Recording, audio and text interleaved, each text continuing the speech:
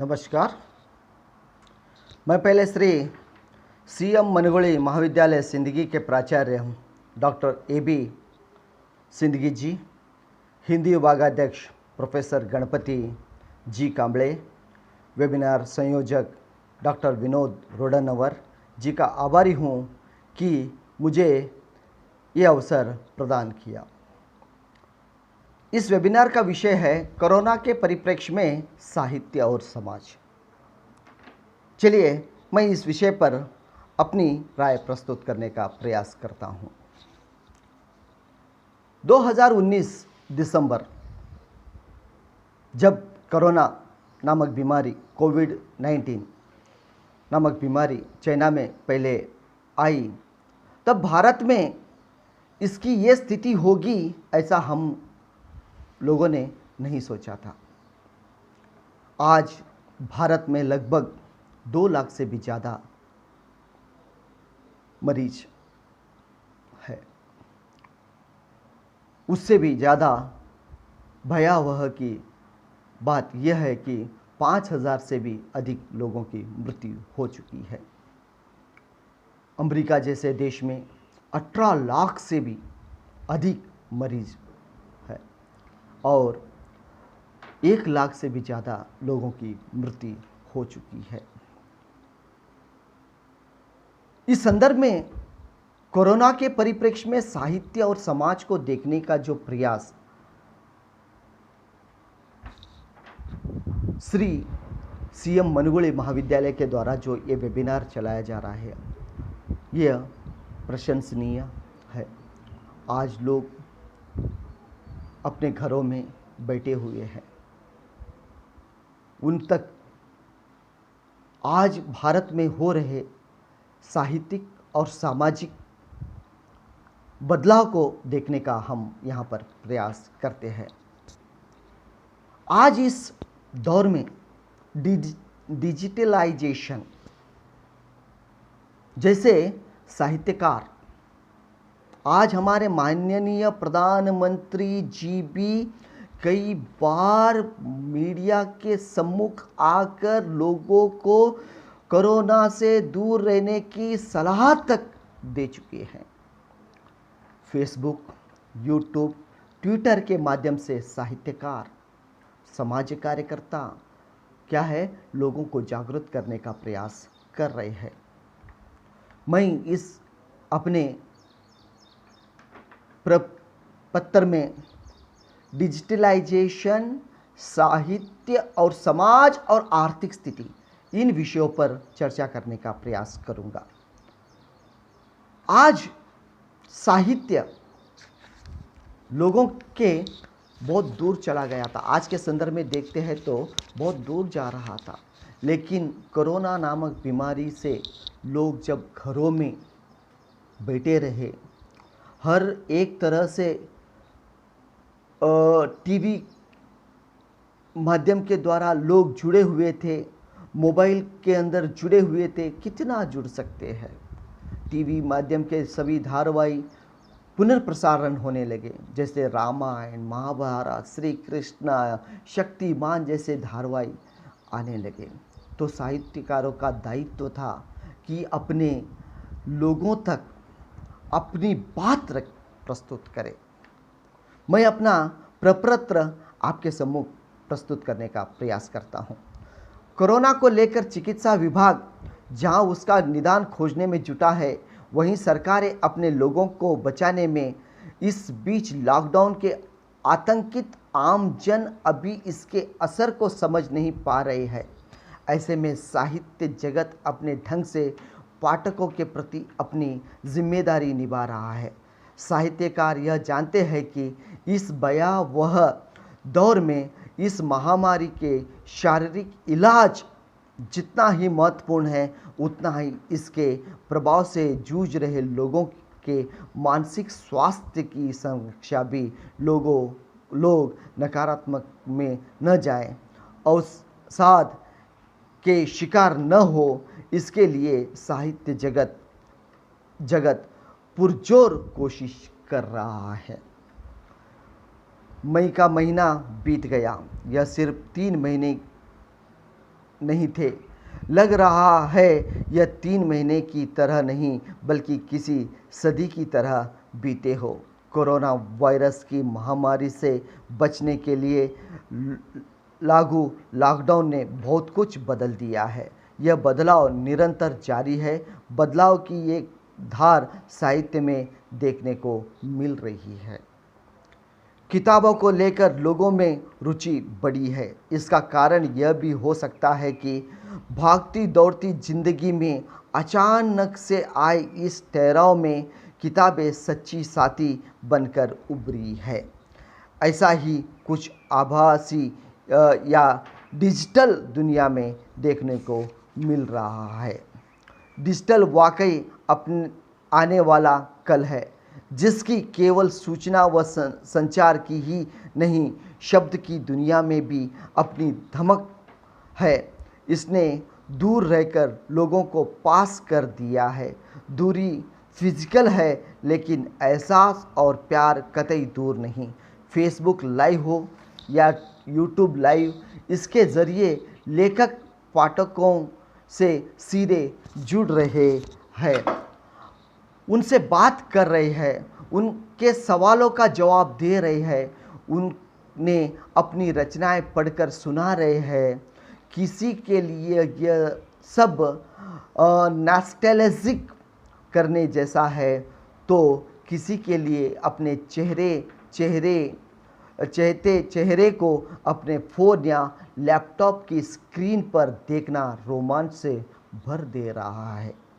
इसलिए कई चैनल और समूह साहित्य के लिए समर्पित डिजिटल चैनल कोरोना और साहित्य के लिए एक श्रृंखला शुरू की है, जिसके तहत देश के कई नामी गिरामी लेखक खुद की पुस्तक या फिर अपनी किसी पसंदीदा पाठक की पुस्तक का अंश, कहानी या कविता का पाठ पढ़ रहे हैं। अपने सभी डिजिटल मंचों फेसबुक, यूट्यूब ऐप पर इनका प्रसारण कर रहे हैं। खास बात यह है कि आज तक समूह ने साहित्य तक के मंच से दिग्गज साहित्यकारों से लेकर उदयमान लेखक तक अपनी पसंदीदा रचनाओं को पढ़ रहे हैं।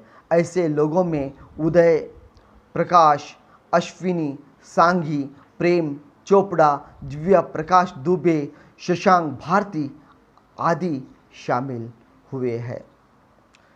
देश के कई बड़े प्रकाशन संस्था भी इस दिशा में काफ़ी कुछ कर रहे हैं। राष्ट्रीय पुस्तक न्यास जहां कोरोना पर शोध आधारित किताबें लिखवा रहा है, वहीं वेस्टलैंड, एका, हिंद युग्म और पेंगुइन जैसे प्रकाशक ई पुस्तकें की बिक्री पर जोर दे रहे हैं।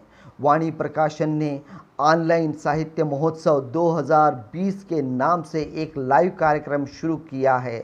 इसी तरह राजकमल प्रकाशन समूह फेसबुक लाइव पर आ रहा है।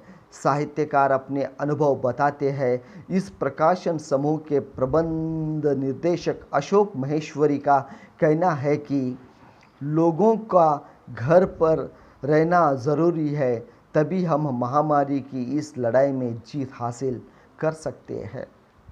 फेसबुक लाइव के ज़रिए लोग लेखकों से सीधे जुड़ रहे हैं, उनसे कविताएं, कहानियां, शायरी, गीत सुन रहे हैं, किस्से कहानियों का हिस्सा बन रहे हैं। यह न केवल लोगों को साहित्य से जोड़ रहा है, बल्कि उन्हें इस समय दुनिया से जुड़े रहने का एहसास भी करा रहा है। यह सकारात्मक ऊर्जा के संचार में सहायक है, जिसकी ज़रूरत अभी सबसे ज़्यादा है। गीतकार स्वानंद किरकिरे जब सोशल मीडिया पर लाइव आए तो लोगों ने गानों की फरमाइश लगा दी। फरमाइश पूरी करते हुए उन्होंने और री, चिड़िया, खोया खोया चांद और बावरा मन गाकर सुनाया। स्वानंद ने कहा कि इस समय अपना ध्यान रखिए, मस्त रहिए और खूब पढ़िए। मशहूर एक्टर और नाट्य लेखक सौरभ शुक्ला का कहना था कि उनका मन बात करने को तरसता है। इस क्वारंटाइन में एक ही चीज़ खलती है कि कोई बात करने को नहीं मिलता। इसलिए जब मुझे अपनी किताब के प्रकाशक ने मौका दिया तो मैं फ़ौरन इसके लिए राज़ी हो गया। उन्होंने यह भी कहा कि वह कभी काफ़ी नहीं बना पाते थे, पर अब लॉकडाउन में काफ़ी बनाना सीख लिया है। राजकमल से ही जुड़ी लंदन निवासी लेखिका अनुराधा बेनीवाल ने वहाँ के लॉकडाउन के हाल साझा किए। उन्होंने बताया कि लंदन में आप किस समय घरेलू सामान लेने बाहर जा सकते हैं और क्या चीज़ें है जो आसानी से मिल रही है। साहित्यकार ऋषिकेश सुलभ ने राजकमल के फेसबुक लाइव के दौरान जहां गरीब कामगार तबके के प्रति संवेदना प्रकट करते हुए कहा कि प्रवासी मजदूरों को जिन परिस्थितियों से गुजरना पड़ रहा है वो बहुत दुखी करने वाला है।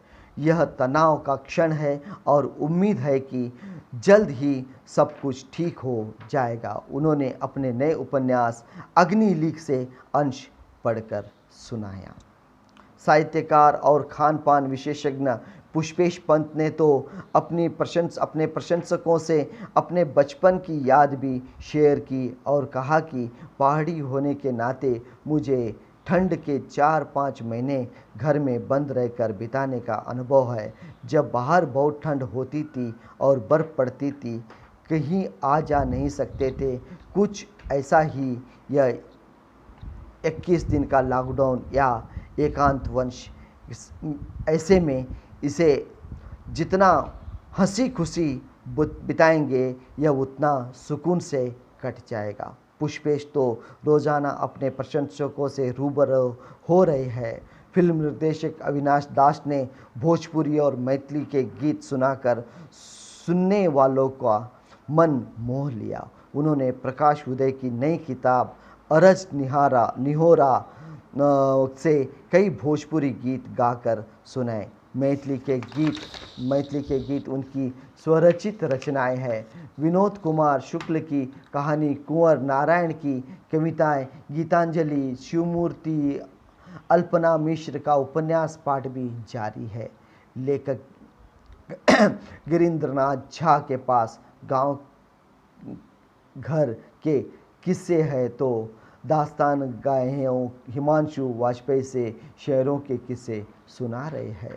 ये प्रकाशन समूह अपने लेखकों और उनके कार्यक्रमों की सूची व समय अपने सोशल मीडिया पेज पर साझा कर देते हैं ताकि लोगों को इसकी जानकारी सही समय पर मिल सके। राजकमल प्रकाशन की ओर से 23 फरवरी से लगातार चल रहे इस सिलसिले में अब तक सौरभ शुक्ला, स्वानंद किरकिरे, अविनाश दास, शिवमूर्ति, गीतांजलि श्री, अल्पना मिश्र, कैलाश वानखेड़े, योगेंद्र मित्र, अशोक कुमार पांडे, सुजाता, सुधांशु, फिरदौस, योमेश शुक्ल, चिन्मय त्रिपाठी, दारेन साहिदी जुड़ चुके हैं। वहीं वाणी प्रकाशन में ममता कालिया, योगेंद्र मिश्र, सुनीता बुद्धिराज, मनोज मुंतीशीर, लवली गोस्वामी, जयंती रंगनाथन एवं कबीर संजय जैसे लेखकों को डिजिटल फोरम पर अब उनके प्रशंसकों पाठकों से रूबरू करा चुका है। प्रकाशनों का कहना है कि देश के कोने कोने में ही नहीं, विदेशों से भी लोग डिजिटल माध्यम से शब्दों के और करीब आ गए। नोएडा, गाज़ियाबाद, दिल्ली, बुलंदशहर, बनारस, जामनगर, शांति निकेतन, पटना, आरा और कश्मीर ही नहीं, लंदन जैसी जगहों के हिंदी भाषी भी इस माध्यम के ज़रिए एक दूसरे से तो जुड़ ही रहे, अपने कथाकारों से भी रूबरू हो रहे हैं। चूँकि साहित्यकारों के पास शब्द है और शब्दों से जुड़ा एक व्यापक संसार, इसलिए उसे एक सहारा लेकर मानवता और जीवन के पक्ष में खड़े हैं। हम अब तक डिजिटलाइजेशन, प्रकाशन संस्था के द्वारा चलाए जा रहे डिजिटल के माध्यम से लोग या साहित्यकार किस तरह से जुड़ रहे थे, इस पर हम चर्चा कर रहे थे। अब समाज में जो लॉकडाउन के द्वारा हुआ, लोगों पर उसका जो असर हुआ, उसको देखने का प्रयास हम करते हैं। लेकिन हाल ही में द टाइम्स पत्रिका में प्रकाशित एक लेख के मुताबिक इस सलाह के साथ एक महत्वपूर्ण समस्या है कि बहुत से निम्न आय वाले लोग इसका पालन नहीं करते। किसका पालन? लॉकडाउन का पालन नहीं कर सकते। कम आय वाली नौकरियां दूर रहकर नहीं की जा सकती और ज़्यादातर कम आय वाली नौकरियों में बीमारी के दिनों का भुगतान नहीं किया जाता। ऐसे ज़्यादातर लोगों के पास या तो बीमा नहीं होता या होता भी है तो कम राशि का होता है। ऐसे अनेक लोगों के लिए खाद्य पदार्थ इकट्ठा करके रखना वित्तीय बाधा के चलते असंभव हो सकता है। लेकिन भारत की क्या स्थिति है? यह पहले ही कोरोना वायरस के 2 लाख से अधिक मामलों की पुष्टि हो चुकी है और 5,000 से भी अधिक लोगों की मौत वायरस के कारण हुई है। अनेक लोगों को घर में काम करने, भीड़ भाड़ से बचने, कोरोना से मिलते जुलते लक्षणों की अनदेखी न करने, बार बार साबुन से हाथ धोने की और सैनिटाइज का उपयोग करने के लिए कहा गया। ऐसे कितने लोग हैं जो घर से काम कर सकते हैं और इन सलाहों का पालन कर सकते हैं। अपने यहाँ असंगठित क्षेत्र में काम करने वालों की बहुत बड़ी आबादी है। लाखों ऐसे दैनिक वेतन भोगी है जिन्हें बीमारी के दौरान छुट्टी का भुगतान नहीं किया जाता। बंगलुरु स्थित life care epidemiology of public health foundation of India के प्रोफेसर और प्रमुख गिरधर आर बाबू कहते हैं, अगर कोरोना वायरस का संक्रमण स्थानीय स्तर पर होता है तो आबादी का गरीब तबका, मसलन ड्राइवर, घरेलू नौकरियां, प्रवासी मजदूर, अन्य लोग निश्चित रूप से भारी नुकसान में रहेंगे क्योंकि वे उतने शिक्षित नहीं हैं कि नए कोरोना वायरस के बारे में पर्याप्त रूप से अवगत हो। फिर वायरस की जांच सबके लिए नहीं है, ऐसे में उनकी जांच नहीं की जाएगी। आवश्यकता चिकित्सा सुविधाओं तक उनकी पहुंच तो कठिन और असंभव है। सरकारी अस्पतालों में न तो पर्याप्त आईसीयू है और न ही वेंटिलेटर, इसलिए गरीब लोग इससे ज़्यादा प्रभावित हो सकते हैं। अभी तक वायरस की सामुदायिक स्तर पर प्रसार की पुष्टि नहीं हुई है, यानी सामान्य आबादी में वायरस की पहचान नहीं हुई है। जब सामुदायिक स्तर पर संक्रमण होता है तो बीमारी इस तरह फैलती है कि संक्रमण के स्रोत का पता नहीं होता। कार्यस्थल पर या खरीदारी करते समय एक व्यक्ति से दूसरे व्यक्ति में संक्रमण फैल सकता है और वैसे लोगों से भी संक्रमण फैलता है जिन्हें संभवतः पता ही नहीं होता कि वे संक्रमित हैं। सार्वजनिक स्वास्थ्य विशेषज्ञ बताते हैं कि भारत में जब तक बहुत से लोगों का परीक्षण ही नहीं किया गया है और इसके साथ शिक्षा, स्वास्थ्य, आचरण के प्रति जागरूकता की कमी, गरीबी और देश के कई हिस्सों में कमज़ोर स्वास्थ्य प्रणाली आने वाले दिनों में चुनौती होगी। बार बार साबुन से हाथ धोना एक अच्छा उपाय हो सकता है जिसे कई व्यक्ति मानक स्वास्थ्य सावधानी के साथ कर सकता है। 10 गरीब परिवार में से केवल 2 में ही हाथ धोने के लिए साबुन का प्रयोग होता है, जबकि 10 अमीर परिवारों में से 9 में साबुन का इस्तेमाल होता है। विषमताओं को गहरा करने में जाति और वर्ग बराबर भूमिका निभाते हैं। भारत में अनुसूचित जातियों और जनजातियों के परिवारों में हाथ धोने के लिए साबुन का इस्तेमाल सबसे कम होता है। संकट एक अवसर भी बन सकता है।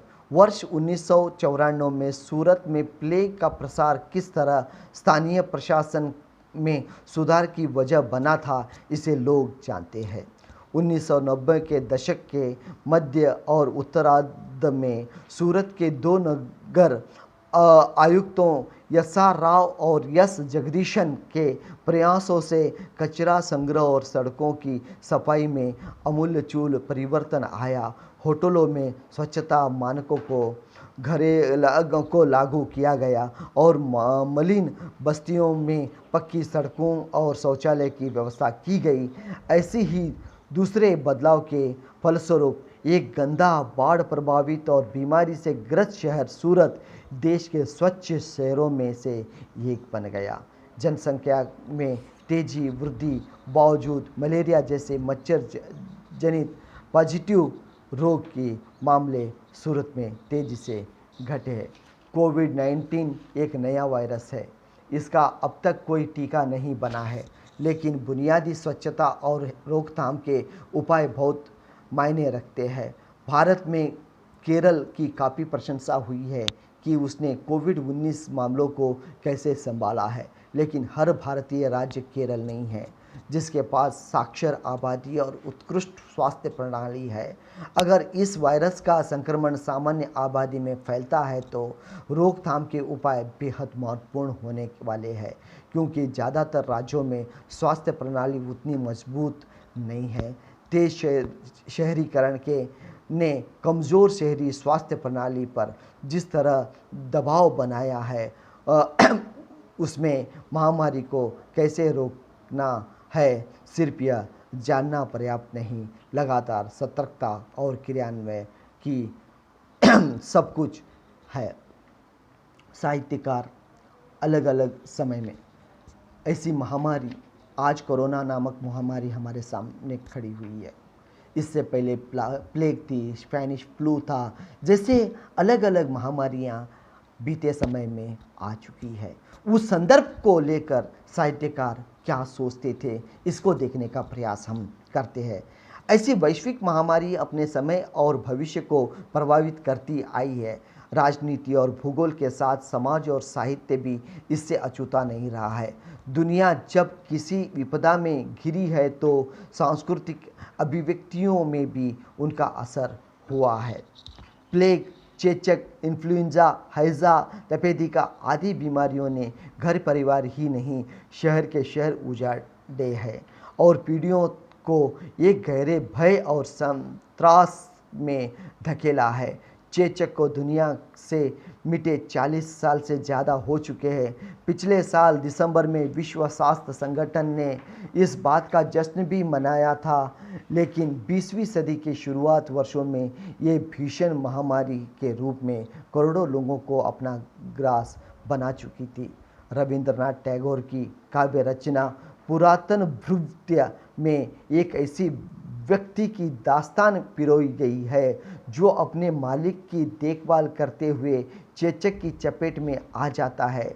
1903 में टैगोर ने अपनी तपेदिका में जूझती 12 साल की बेटी को स्वास्थ्य लाभ के लिए उत्तराखंड के नैनीताल जिले के पास रामगढ़ की हवादार पहाड़ी पर कुछ महीने के लिए रखा था, लेकिन कुछ ही महीनों में उसने दम तोड़ दिया।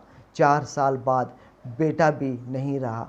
टैगोर ने रामगढ़ प्रवास के दौरान शिशु नाम से अलग अलग उपशीर्षकों वाली एक बहुत लंबी कविता श्रृंखला लिखी थी। 1913 में छपी इस कविता के संग्रह का नाम अर्धचंद्र कर दिया गया था। टैगोर ने इस रचना से एक पंक्ति देखिए, अंतहीन पृथ्वियों के समुद्र तटों पर मिल रहे हैं बच्चे, मार्ग विहीन आकाश में भटकते हैं तूफान, पथ विहीन जलधारों में टूट जाते हैं जहाज, मृत्यु है निर्बंध और खेलते हैं बच्चे। अंतहीन पृथ्वियों के समुद्र तटों पर बच्चों की चलती है एक महान बैठक। इसी तरह निराला ने अपनी आत्मकथा कुल्ली भाट में 1918 में दिल दहला देने वाले फ्लू से हुई मौतों का जिक्र किया है, जिसमें उनकी पत्नी, 1 साल की बेटी और परिवार के कई सदस्यों और रिश्तेदारों की जान चली गई। निराला ने लिखा था कि दाह संसार के लिए लकड़ियां कम पड़ जाती थी और जहां तक नज़र आती थी गंगा के पानी में इंसानी लाशें ही लाशें दिखाई देती थी। उस बीमारी से हिमालय के पहाड़ों से लेकर बंगाल के मैदानों तक सबको अपनी चपेट में ले लिया था। बेटी की याद में रचित सरोस्मृति तो हिंदी साहित्य की एक मार्मिक धरोहर है। फणीश्वरनाथ रेणु के प्रसिद्ध उपन्यास महिला आंचल में मलेरिया और कालजार की विभीषिका के बीच ग्रामीण जीवन की व्यथा का उल्लेख मिलता है। प्रेमचंद की कहानी ईदगाह में हैजे का जिक्र है। ओडिया साहित्य जनक कहे जाने वाले फ़कीर मोहन सेनापति की रेवती कहानी में भी हैजे के प्रकोप का वर्णन है। जाने माने कन्नड़ कथाकार यूआर अनंत मूर्ति की नायाब रचना संस्कार में भी प्रमुख किरदार की मौत प्लेग से होती है। ज्ञानपीठ अवार्ड से सम्मानित मलयाली साहित्य के दिग्गज तक्षी शिवशंकर पिल्लई का उपन्यास थोत्तियुडे माकन में दिखाया गया है कि किस तरह पूरा शहर एक संक्रमण का बीमारी की चपेट में आ जाता है।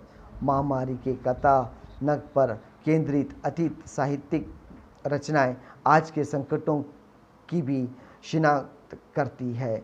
यह हमें मनुष्य के जिजीविषा की याद दिलाने के साथ साथ नैतिक मूल्यों के हास्य और मनुष्य अहंकार, अन्याय और नश्वरता से भी आगाह कराती है। इतिहास गवाह है कि अपने अपने समयों में चाहे कला हो या साहित्य, संगीत, सिनेमा, तमाम रचनाओं ने महामारी की भयावहताओं को चित्रित करने के अलावा अपने समय की विसंगतियों, गड़बड़ियों और सामाजिक द्वंद्वों को भी रेखांकित किया है। ये रचनाएं सांत्वना, धैर्य, साहस का स्रोत भी बनी है। दुखों और सरोकारों को साझा करने वाला एक जरिया और अपने समय का मानवीय दस्तावेज है। इस तरह से मैं अपना आलेख प्रस्तुत करने का प्रयास किया है। मैं इस आलेख को 2 कविताओं को पाठ करने के पश्चात समाप्त करूंगा। कुछ दिनों पूर्व अमर उजाला में एक कविता प्रकाशित हुई थी। उस प्रकाशित कविता को मैं पाठ करता हूँ। लो आखिर मैंने लिखी दी पीड़ा विश्व के मानव की, लो लिख दी कविता मैंने धरती पर आए दानव की।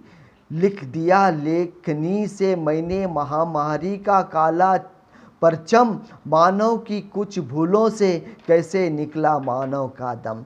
संस्कारों को भूल गए और पाश्चात्य को अपनाया, जो काम कभी करते थे हम उनको हमने बिसराया।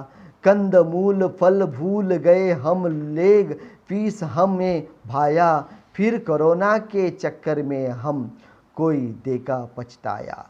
यदि बढ़ानी है प्रतिरक्षा तो नित्य प्रति व्यायाम करो, हर घंटे साबुन से हाथों का स्नान ज़रूरी है। कोरोना से लड़ना है तो कर्फ्यू जाम ज़रूरी है, और ज़रूरी है अपनाना पुरातन संस्कृति को, हाथ मिलाना छोड़ आज नमस्ते वाली रीति को। यदि बचाना इससे है तो एक अनूठी ढाल ज़रूरी है, जब भी छींको खांसो तुम मुंह पर रुमाल ज़रूरी है। इस तरह से एक अमर उजाला में एक कविता प्रकटित हुई थी। कवि प्रवीण त्रिपाठी ने भी एक कविता कोरोना के संदर्भ में रची है, वो मैं आपके सामने प्रस्तुत करता हूँ। रखो स्वच्छता अब किसी से डरो ना, बिना काम के आप घूमो फिरो ना। सुरक्षा सदा प्राथमिक कार्य हो, अब प्रसारित नहीं हो सकेगा कोरोना। छिपाओ नहीं व्याधि का शक अभी हो, स्वतः ध्यान खुद का अकेले धरो ना। प्रसारित उपायों का पालन करो नित, नहीं भांति कोई हृदय में भरो ना। सही सूचना दो सभी को डरे बिना, विपद विश्व की आज मिलकर हरो ना।